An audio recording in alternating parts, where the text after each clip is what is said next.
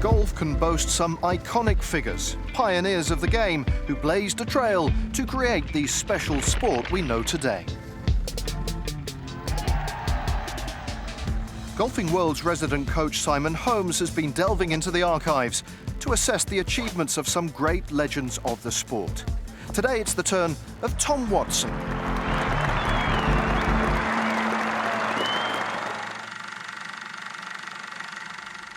So 1949, Tom Watson is born in Kansas, Missouri.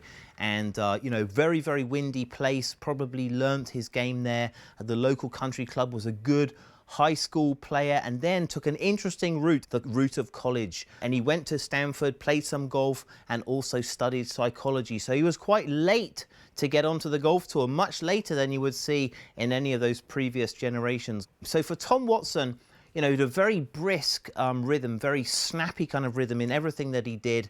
And really 1974 US Opens, when he first really came to prominence, held the 54 lead and faded badly. So he did not get the success that he was looking for. But very interesting, he was approached by Byron Nelson, the old champion, the guy who had won pretty much the whole of his season's events years back and had the longest streak, 11 successive victories. So Byron Nelson offered his assistance. Now, it wasn't sort of something that Tom Watson took up really quickly, but nevertheless, they spent some time together after the Byron Nelson Classic.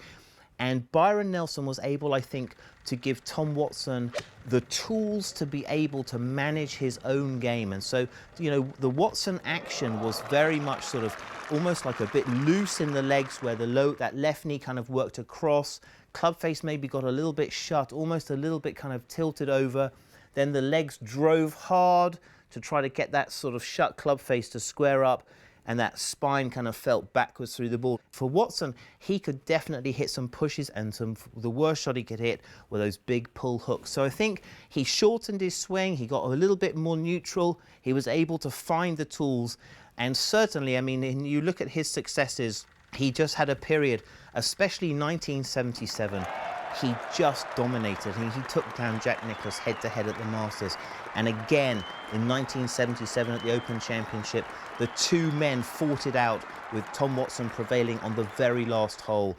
And from those periods, sort of that next 3 or 4 years, Tom Watson won all of his 7 major championships. So in a very tight period, he just completely dominated, but especially his game was so well suited to the links golf of the Open Championship. And really, for a time period there, well, if you could beat Tom Watson, then you probably won the tournament. And who can forget 2009?